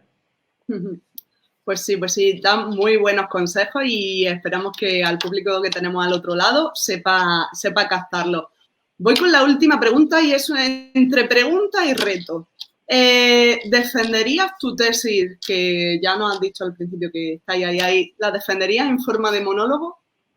Bueno, a ver, siendo sincero, cada seminario que doy meto una o dos bromas, no te voy a negar que no. O sea, sinceramente, sí. En la tesis me gustaría ser doctor después de estos 4 años, entonces quizá no me la juegue. Eso sí, como muchos sabréis, en diferentes universidades, incluso en centros de investigación, hay, por ejemplo, concursos como Mi tesis en 3 minutos, en los que se busca contar la tesis pues en 2-3 minutos, incluso de una forma diferente. Eso no lo descarto, pero con unos señores ahí sentados que me van a juzgar 5 años, una broma estoy seguro de que voy a meter. Un monólogo completo, no sé si me atreveré. Pues esperaremos entonces a que presentes y defiendas la tesis y luego esperaremos al monólogo, hombre. Que nos cuente esas células, cómo funcionan. Pues muchas gracias, Álvaro. Y bueno, ahora voy a llamar a todos los ponentes y a mis compañeros de la Unidad de Cultura Científica porque vamos ahora a dialogar un poco entre todos, ¿no? A esas preguntas y a ese turno de debate. Bueno, tenemos preguntas de nuestro público, pero me voy a robar el derecho de haceros yo la primera, porque como periodista yo tengo claro que lo que hacéis lo hacéis muy bien. Nos lo habéis demostrado esta tarde porque, además de manejar vuestras redes sociales con cierto éxito, os expresáis de forma maravillosa. Nos habéis tenido conectados todo este rato a vuestro discurso. Pero ¿recibisteis en algún momento formación en comunicación para mejorar vuestras destrezas? Empezamos, si queréis, en el mismo orden que habéis intervenido. Gemma. No, formación específica como tal, no. Es verdad que en el tiempo que estudié la carrera, pues daba charlas en Cruz Roja y hacíamos diferentes cosas y tal. Y es verdad que allí te dicen más o menos cómo comunicar, ¿no? Pero lo siento, yo algo específico no. Eduardo. Bueno, yo en mi caso, yo vengo del mundo de... Te están boicoteando. ¿Ahora me oís? Sí, ahora sí. ¿Vale? ¿Mejor? Sí, vale. Sí. En mi caso, Claro, yo suena también un poco como pretencioso eso, del mundo de la narración oral. Yo antes de ser matemático contaba cuentos en bares, en teatros, como espectáculo, digamos, me he dedicado al mundo de la farándula. Y sigo haciendo cuentos de tradición oral, cuentos literarios, etcétera, nada que ver con ciencia. Cuento cuentos hace muchos años. Y eso te da una presencia frente al público, porque yo he visto de todo. O sea, a mí me ha tocado contar en el último bar de un pueblo, con 3 borrachos, 4 niños y lo que sea. O sea, y al revés, y ante 10.000 personas. O sea que esas cosas te dan como mucha experiencia. Y sí es verdad que con la Asociación Española de Narración Oral yo hice un par de cursos ya después de muchos años y eso me ayudó a colocar muchas cosas. Como decía, me parece que era Virtu, yo también soy una persona que amo la estructura y entonces me sirvió para estructurar muchas cosas del discurso y cómo incorporar la estructura de la narración oral en los vídeos, en los monólogos, en las charlas, a mí me sirve muchísimo y lo hago muy conscientemente. Y entonces todo eso tengo una reflexión, digamos, hecha y también, como Álvaro, también pues participo muchas veces en talleres y cosas así, como estudiante, como alumno y como profe. Virtu, tu experiencia. Pues yo nunca, soy totalmente autodidacta, prueba, error, absolutamente, mucho error, y de ahí construyendo y aprendiendo tutorial en mano de los programas y luego, ostras, los servicios estos de ayuda de los programas son fantásticos, es que les escribes y al momento te están contestando, oye, ¿cómo giro? ¿Cómo hago? ¿Cómo tal? Y te lo van diciendo y ya al principio te da para preguntar, pero al final es una comunicación ya de amigos, oye, esto si lo quiero cambiar y girar y hacer, pues mira, oye, fantástico, y así, prueba, error y adelante, sí.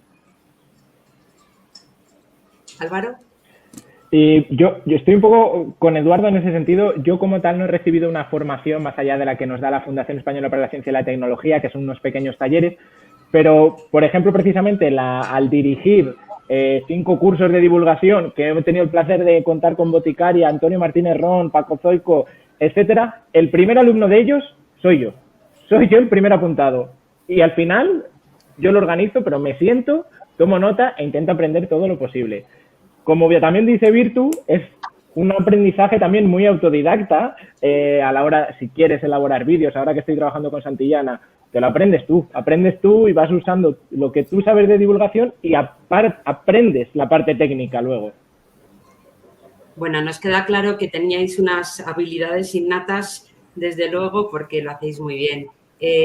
Vamos a pasar a las preguntas de nuestro público y las hemos seleccionado por las preguntas más votadas. Y la primera, desde luego, corresponde a nuestro compañero de la universidad, José Ángel Morales, doctor actrocite en las redes, una persona encantadora y muy colaboradora con nosotros. Entonces, él se dirige a Gema. A veces, cuando hago divulgación, tengo la sensación de que solo llego por tipo de lenguaje o contenidos a un determinado grupo de edad. ¿Cómo haces para que tu mensaje llegue a la gente de todas las edades, Gema? Buena pregunta. No sé si llego a todas las edades. Lo que sí que es verdad que es importante es que no puedes conseguir que todo le interese a todo el mundo. Entonces, cuando es un tema que puedes ampliar o puedes hacer algo con algún ejemplo mucho más sencillo, que puedas llegar a diferentes edades, pues aprovechar ahí, ¿no? Pero no siempre vas a llegar a todo y tampoco hace falta llegar permanentemente a todas las edades. Lo que sí que creo que es importante es, este tema es fundamental, esto debería saberlo todo el mundo, lo voy a adaptar todo lo que pueda. También es verdad que pienso mucho en que la base son los chavales. O sea, yo creo que no hay nada que disfrute más que en los institutos, porque, bueno, creo que todo tiene que arrancar en ellos, ¿no? O sea, tenemos generaciones ya con las que, bueno, pues hacemos lo que podemos, pero yo qué sé, a alguien que está convencido de que tomar homeopatía es fenomenal, pues no le vas a convencer, ¿no? Entonces es a la gente que duda, a la que tiene mucha curiosidad y para mí la gente básica son las de los institutos. Entonces también es verdad que hay que contar ese tema y enfocarlo de la manera que a ellos les llegue. No llego a todos, no sé si llego a todos. Y ahora que digan el resto, que yo también quiero aprender. Yo si me dejas un segundito, es verdad que hay una cosa muy bonita que ha dicho Gema, que es el tema de la curiosidad en relación con los niños y los adolescentes, ¿no? Y es verdad que es clave, ¿no? Que el despertar la curiosidad nos sirve a todos, pero la característica para acercarse a niños y adolescentes probablemente es la curiosidad. A mí me sirve mucho para jóvenes y gente adulta darles opciones para llevar razón en una discusión. Eso les encanta a la gente mayor. Ser el que calla la boca a su cuñado. ¿Y por qué no con argumentos buenos? Suena así cachondo, pero es verdad, ¿eh? O sea, yo esto lo aprendí va a sonar también curioso esto, lo aprendí en las cárceles. En las cárceles me hacen muchas preguntas de ese tipo, para llevar razón en las discusiones. Digo, ostras, es verdad, es la motivación que tenemos los adultos muchas veces. Y se puede enganchar por ahí, ¿eh? Y luego en los jóvenes hay otra motivación muy importante que me parece hermosísima, que es el tratar de aprender para hacer algo por otros y para hacer algo por la sociedad. Y eso me parece que es muy chulo también y que es a aprovechar.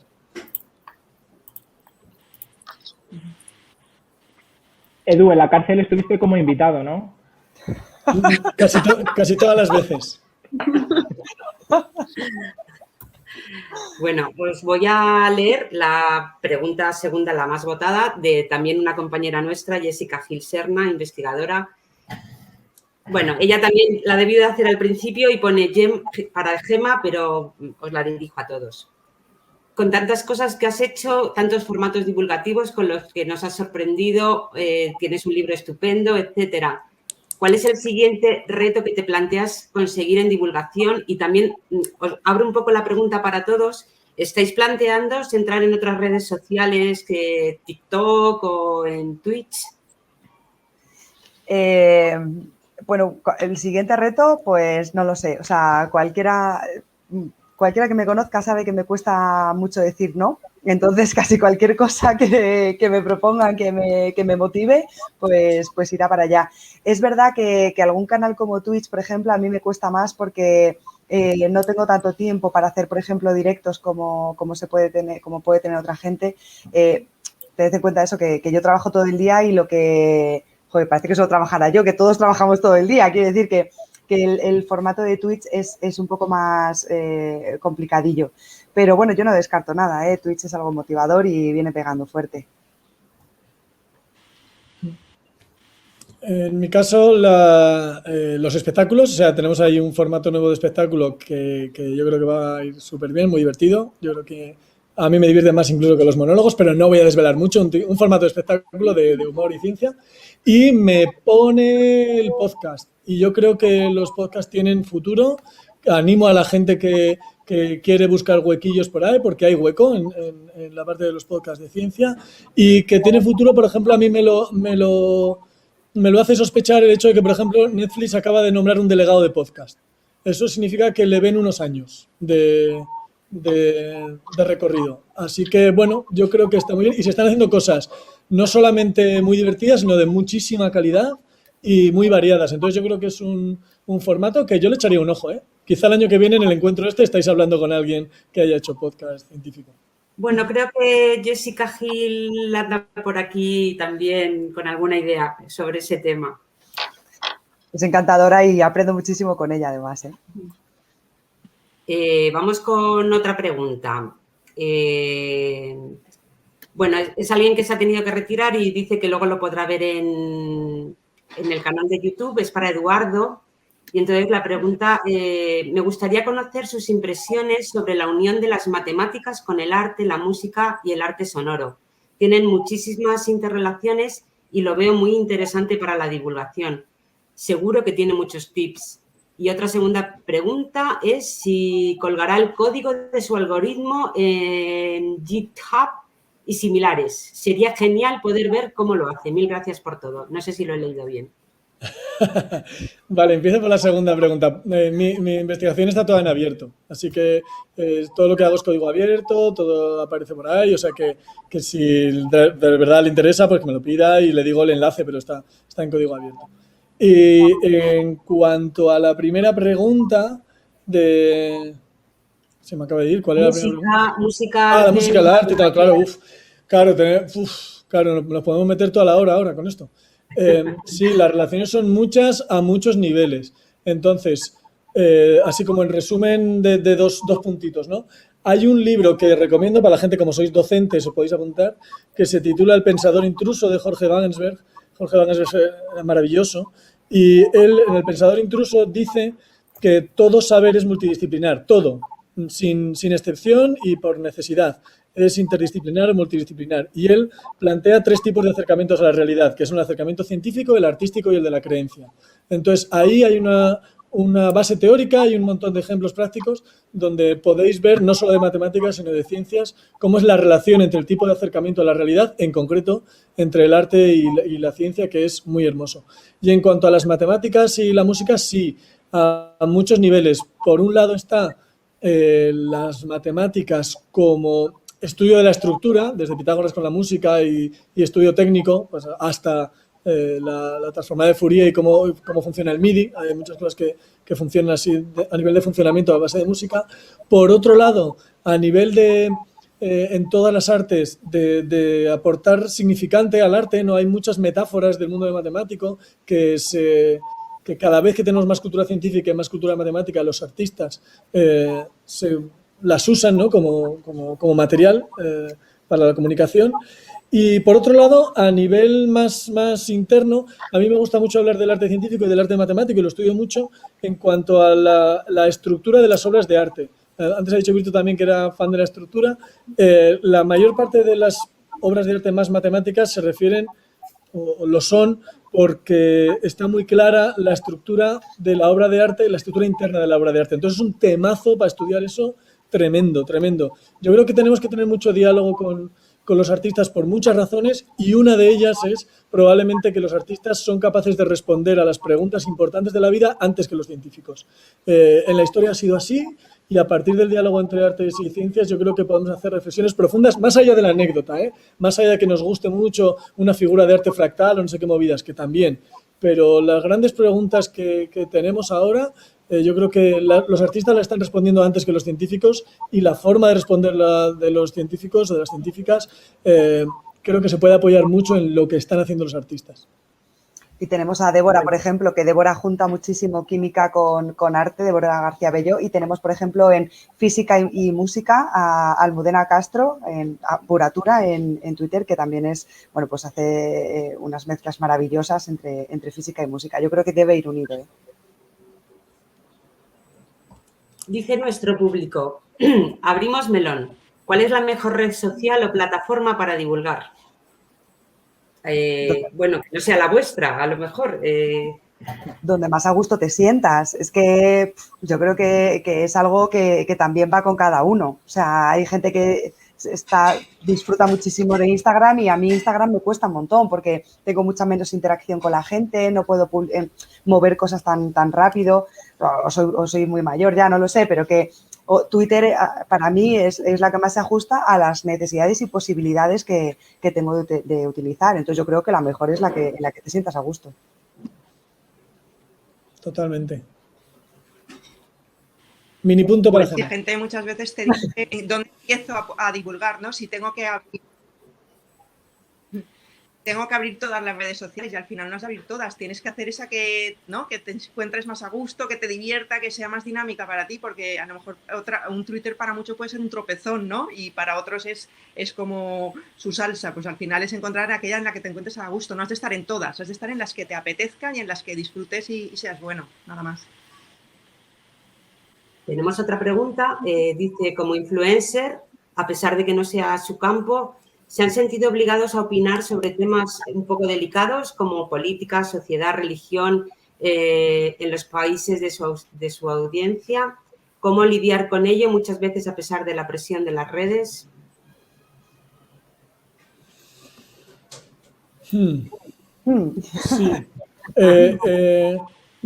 A mí, aunque sea el título del webinar, la palabra influencer no me gusta mucho en cuanto a la intención. Probablemente sí lo es en cuanto al hecho, en cuanto al fenómeno, pero en cuanto a la intención no. Mi intención no es influenciar a nadie para nada. Mi intención es compartir lo que hago, ¿no? Pero es verdad que no sé si como influencers o como compartidores de contenido, como ciudadanos, como ciudadanas, estamos ahí para contribuir a la sociedad, ¿no? Y todo lo que hacemos tiene un impacto en la construcción de la sociedad, en lo que hablamos y lo que callamos. Entonces, yo creo que desde las posiciones que cada cual ocupa hay una responsabilidad y hay una necesaria implicación, porque si tenemos que construir una sociedad, tenemos que construir entre todos. Estamos viendo demasiadas voces que tratan de dividir, y yo creo que la ciencia, si algo tiene, es que es universal y probablemente por eso es por lo que algunas personas están tratando de atacarla ahora, ¿no? Porque su modelo de sociedad no es universal. Entonces yo creo que desde ahí nuestra labor como científicos, como científicas, más allá incluso de los efectos tan positivos que tiene la ciencia, es el hecho de que es un esfuerzo colectivo y que solo con los esfuerzos colectivos somos capaces de tirar para adelante. Así que tanto lo que hablamos como lo que callamos, cada cual es de nuestra posición, tienen consecuencias y yo creo que es nuestro deber. No solo nuestro deber, sino que es inevitable probablemente. Yo creo que es importante diferenciar entre información y opinión y tenemos derecho a las dos cosas. O sea, nos llamáis influencer, pero no sé, yo no pretendo con mis opiniones influir en nadie o en la decisión que tome alguien, pero sí, mi opinión es mía y si hay que pelear y seguir reclamando, pues más justicia para la ciencia, más atención temprana, más cosas que más derechos, más bueno, pues lo vamos a hacer. Vamos, yo por lo menos me veo en la obligación y en mi derecho de hacerlo. Siempre, por supuesto, diferenciando, esto es una información que te estoy dando con mis datos científicos, con tal y cual, y esta es mi opinión, que te puede gustar o no te puede gustar, porque todas son relativamente, bueno, pues iba a decir respetables, pero es que me estoy acordando de 2 o 3 opiniones que he dicho, no, esto no es respetable, ¿no? Respetables a las personas, pero es verdad que todos tenemos una, ¿no? Voy a dejarlo ahí. Yo quería aprovechar la cuña y también hacer una pregunta un poco relativa a ello, especialmente quizás a Gemma y Virtu, porque estáis más en el ámbito, vamos a decir, más sanitario, y es ¿cómo habéis gestionado? Yo lo he visto como espectador, todo este tema de la pandemia, todas las informaciones que habéis tenido que dar, porque al fin y al cabo tenían una gran relación con sociedad, incluso casi con política en muchos casos. Y ahí es donde os han dado, entiendo, porque hay gente que para todo, como bien decís. Entonces, ¿cómo ha sido esa gestión? ¿Cómo lo habéis llevado? También Edu, que también ha estado con ello. Hay una diferencia entre Virtu y yo, porque yo creo que Virtu y todos los profesionales sanitarios, todos los farmacéuticos que han estado a pie de calle, no han cerrado, su farmacia siempre ha estado abierta, se han comido todos los marrones de toda la sociedad y ni siquiera se les consideraba personal sanitario, ¿no? Y han estado ahí a pie de calle, ¿no? Como otros tantos profesionales. En mi caso, pues es que era relativamente más sencillo, porque es verdad que nosotros en alimentación no hemos parado tampoco, porque tenéis la manía de querer comer también en pandemia y aún confinados y todo el rato comiendo. Es verdad que no hemos parado y sí que he podido aprovechar bueno, pues muchas cosas que tenemos en la industria alimentaria en cuanto a higiene, en cuanto a seguridad, ya estábamos más avanzados, ¿no? Para cosas que hemos tenido que aprovechar en el resto de la sociedad. Pues los geles hidroalcohólicos los llevamos, o las mascarillas, o los tipos de mascarillas, nosotros controlábamos, hacemos análisis de riesgos, dependiendo de en qué sitio estés, necesitas un tipo de mascarilla distinta, que es como con lo que luego nos hemos encontrado en la pandemia, ¿no? Entonces, claro, pues al final tienes un poquito más de conocimiento y echas una mano en lo que puedes. Pero para mí creo que no hay comparación, así que cuente Virtu porque ellos se han llevado una buena. Bueno, me congratulo que después de hora y media de reunión, encuentro entre divulgadores, no habíamos hablado de la pandemia. Eso es muy buena señal. Estamos casi todos ya a medio camino de la vacuna y lo vamos dejando atrás. Sí que me gustaría preguntaros si habéis notado mayor demanda de información científica en estos meses, el incremento de vuestros seguidores. ¿La gente quiere saber para tomar decisiones? Es que la gente necesita saber para tomar decisiones y necesita saber dónde buscar y necesita saber tener pensamiento crítico y necesita saber cuando le llega una información cómo saber si está yendo por la vía correcta o no. Yo siempre es algo que digo muchísimas veces en mis redes sociales, dudad de mí también, porque yo tampoco tengo la verdad absoluta y a lo mejor hace 15 años os decía que el huevo era muy malo para el colesterol y ahora os estoy diciendo que no, o sea, dudad de todo, de mí también, buscad, tened ese pensamiento crítico y ahora en esta pandemia pues la gente ha visto la ciencia en directo y la ciencia en directo no mola tanto como ver un titular de hemos descubierto no sé qué, que es lo que estábamos acostumbrados hasta ahora, ¿no? Ahora mismo no habíamos hecho esta tarea o no se había dado tanta importancia a la tarea de divulgación y yo creo que, bueno, pues de esta pandemia que nos debemos esto, ¿no? La importancia de lo que realmente quiere saber la gente y que quiere saber mucho. Sí, a mí me parece muy Y el importante. problema, ¿sabes qué pasa Ah, sí. ahora? Que la información se Virtu. Perdonado. No, que la gente busca información, pero es que ahora también, y es un tema para mí delicadísimo, busca que le ayudes a tomar decisiones. Ahora todos estamos tomando decisiones muy importantes, ¿no? Por ejemplo, en torno a la vacuna, por ejemplo, ¿no? Y entonces tienes a diario, a Gemma supongo que también te pasará, ¿no? A diario muchos mensajes privados de, oye, ¿y qué vacuna me pongo? ¿Y cuál piensas que es peor, mejor o peor? Yo creo que es una línea que, porque al final, como decía Gemma, qué es opinión y qué no es opinión y qué es información. Entonces, yo tengo mi propia opinión sobre lo que yo puedo hacer, pero yo no te puedo recomendar a ti lo que puedes hacer.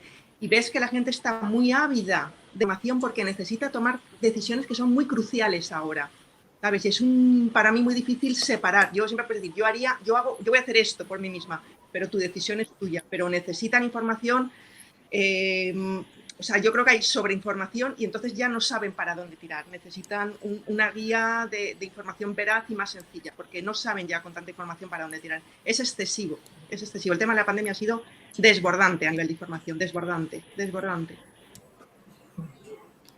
Sí, a mí me parece muy importante lo que habéis dicho las dos, Virtu y Gemma, y es muy importante el hecho de que no solamente estamos viendo el conocimiento científico, sino cómo se alcanza, ¿no? Que parece que siempre el conocimiento científico es un producto que ya viene hecho, que es evidente y tal, y no, cuesta mucho y son procesos que no son lineales, que hay marchas atrás y marchas adelante, ¿no? En problemas tan serios como este y como otros que tenemos, yo creo que hay como dos vías de solución. Una es la que viene del conocimiento científico, de los hechos científicos, es decir, que se identifique que es un virus, que se pueda construir una vacuna, que los científicos tienen que trabajar para solucionar el problema, eso está claro, pero no basta con eso, sino que, como decía Gemma muy bien, los ciudadanos, las ciudadanas tenemos que tomar las decisiones adecuadas y en este caso las decisiones adecuadas tienen que ser alineadas con el criterio científico y para eso está la comunicación. La comunicación hace que las dos fuerzas vayan unidas, porque si van separadas, por mucho que los avances científicos sean unos, es posible que las decisiones erróneas individuales y colectivas de la ciudadanía retrasen el efecto de esos avances científicos. Entonces, el hecho de alinear a las decisiones cotidianas con el discurso científico es parte de la labor de la comunicación, una parte muy importante. Y yo creo que ahora mismo tenemos enfrente un problema gordísimo, que es el cambio climático, y que ahí tenemos que jugar un papel vital, en este mismo sentido, ¿no? De alinear los criterios científicos con la toma de decisiones. Y para eso, y conecto con lo que decía Álvaro antes, es súper importante el relato. No basta con dar hechos y no basta con imponer hechos. Hace falta que nos unamos y son los relatos los que nos unen desde siempre. Así que yo creo que tenemos ahí un reto muy bonito delante, pero muy urgente también, ¿eh? Desde luego que sí. Os traslado la pregunta de nuestro profesor Juan Aparicio. Dice que le han concedido un proyecto de innovación docente en ciencias de la salud enfocada a la divulgación. Creo que tiene un poquito de vértigo, entonces os pide consejo de las herramientas para mejorar esto y con qué problemas técnicos os encontrasteis al principio. Dice que es para ir mentalizándose. Ánimo, Juan. Bueno, yo puedo simplemente decir que no sé si es precisamente en este proyecto, pero precisamente en la Complutense tuve el placer de participar en un proyecto de innovación docente que estaban haciendo con alumnos de medicina y era muy interesante porque lo que hacían era darles claves en comunicación, en divulgación, para ver a lo largo de sus 5 años de carrera, si es en medicina, si no me equivoco, cómo eso lo iban implementando, sus conocimientos en toda su carrera. Me parece un proyecto súper interesante y seguro que el de Juan es también espectacular. En cuanto a problemas técnicos, yo un poco hablaba, pues sufriendo, si es que se aprende sufriendo, no pasa nada. O sea, abrimos una red y como creo, no sé si decía Gemma, dice, oye, Twitch está de moda. Pues te metes en Twitch y al principio no sabes ni cómo contestar, ni cómo escribir y poco a poco vas aprendiendo, ya está. Hay mucho de autodidacta y mucho de sufrimiento y ocurre prácticamente en todos los trabajos, así que sufriendo se aprende, no pasa nada. Sí, Es verdad lo que dice Álvaro, también es verdad que yo creo que es importante al principio de un proyecto de ese tipo echarle un poquito de tiempo y de concentración en aprender la parte técnica, porque eso te va a facilitar mucho luego todo lo demás, te va a permitir dejar luego que la creatividad tenga un sitio sobre el que asentarte, ¿no? Porque si siempre vas arrastrando dificultades de que no controlas el medio, eso te puede limitar. Así que yo creo que merece la pena echarle un poquito de tiempo y de ganas y de opiniones expertas, seguro que allí en la Complu y en Internet, si no, hay un montón de ayuda que os pueden prestar para la parte técnica, que yo creo que es importante controlar al principio. Bueno, vamos a pasar, vamos muy bien de tiempo y creo que tenemos todavía cabida para una última pregunta. Nos piden que nos deis algunos divulgadores que os inspiran. Gente a la que seguís y de la que aprendéis a traducir ese lenguaje científico a un modo más accesible para todos. ¿Podéis darnos alguna recomendación? Es que, claro, dices que vas bien de tiempo y claro, si te tengo que contar yo todos los divulgadores a los que admiro, pues se nos va a ir el tiempo. Porque así, rapidito, pues me sale médicos como Alberto García Salido, y te hablo solo de Twitter porque en otros sitios hay muchísimos más. Pero Alberto García Salido, un gran profesional, Alfredo Correll, Microbioblog, Nacho, que también es otro crack, que han ayudado muchísimo en la pandemia. Todo el equipo de Naucas al completo, porque ahí hay unos divulgadores maravillosos y a los que tengo muchísimo cariño.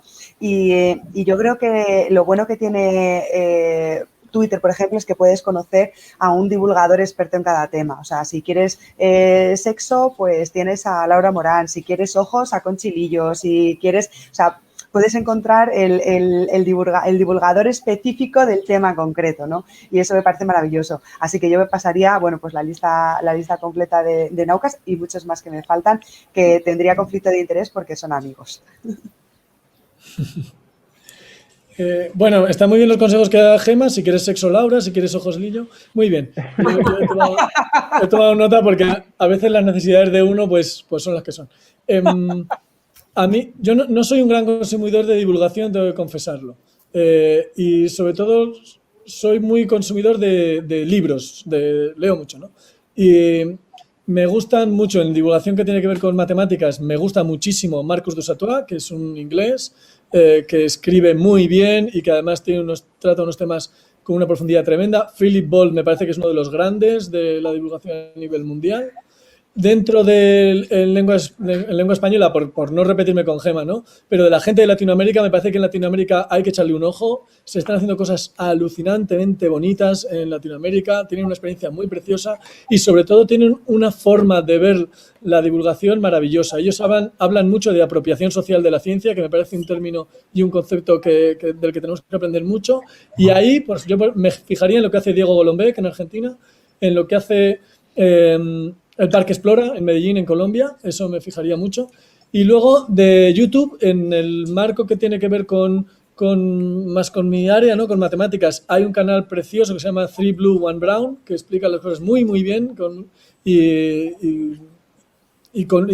Es un canal peculiar, pues es gráfico, pero explica muy bien. Y dentro de españoles, pues yo ahora mismo estoy enganchadísimo a Carlos de .csv, que divulga sobre inteligencia artificial y el tema me interesa mucho y él lo hace muy, muy bien. Si queréis sexo, pues no. Pues yo creo que no. Laura, si queréis sexo, Laura. Yo creo que no es un absoluto compromiso porque puedes decir mumuchísimos, pero seguro que alguien se te va a quedar que luego te vas a muchísimo de no haberlo dicho. Entonces, es nuestro público el que lo pide. Pero yo, por ejemplo, en Instagram soy muy fan y ahora estaba escribiéndolas y digo, madre mía, todas, es que me ha hecho gracia porque digo, todas llevan la palabra ciencia. Fíjate, porque yo me encanta Diario de una científica, la cuenta de Eres Ciencia, la de Ciencia con Laura, Débora, Cultura Científica, y fíjate que los he estado escribiendo y todos tienen, ¿no? un punto en común, y es que al final tus gustos se alinean mucho con lo que haces, ¿no? Y son fuente de inspiración. Son cuentas a las que admiro mucho, muchísimo, pero sé que luego voy a salir, me voy a arrepentir de no haberte dicho 10 más que se me han quedado en el tintero y que debería haberlas dicho. Entonces, que perdonen los que no he nombrado, que saben ellos quién son perfectamente. yo voy a suscribir todos los que habéis dicho porque, claro, aquí que entras en un conflicto, ¿no? Os voy a decir una realidad total y es que precisamente vosotros para mí sois pura inspiración. De verdad que para mí, yo desde que estoy en esto, habéis sido uno de los principales que he podido seguir. Y luego, por ejemplo, sí que me ha apuntado aquí Dolph, que sinceramente me gusta mucho la ilustración científica, que es otro formato súper interesante. Cómics, tenemos a Jesús Sánchez con Alim's Life, la vida de un linfocito, o me gusta muchísimo Miriam Rivera con los biomix que hace, en el que, bueno, hace unas ilustraciones o simplemente hace cómics que me encantan, por ejemplo. Es una manera también un poco diferente que me gusta mucho. Y yo lo siento, pero es que yo se lo he dicho siempre, muy fan de Boti, y Boticaria García tiene que estar ahí, la tengo que nombrar, porque si no, vamos. Por supuesto. Bueno, lo que veo es que además hay una gran generosidad entre todos vosotros, hay una comunidad que comparte y que se admira entre vosotros, que no hay esa competitividad que encontramos en otros sectores y se agradece muchísimo. Es que no la puede haber, o sea, no estamos aquí para competir, cada uno hablamos de lo que mejor sabemos con la mejor intención y sin ningún objetivo oculto por el medio, ¿no? Cuando alguien da su tiempo gratuitamente o invierte su tiempo gratuitamente en contar cosas a la gente, ¿qué competitividad va a haber? ¿Para qué? Si es que no ganas nada. Bueno, os agradecemos muchísimo que hayáis estado este rato con nosotros. Esperamos que seáis una fuente de inspiración para pues, los profesores de la UCM que están animándose o que se están iniciando o que están planteándose trabajar en estos temas. Y os voy a dejar con mi compañera María Marín, que es nuestra Community Manager y un poco el alma que ha estado detrás en la organización de todo este encuentro. María, por favor. La que os mandaba mensajillos.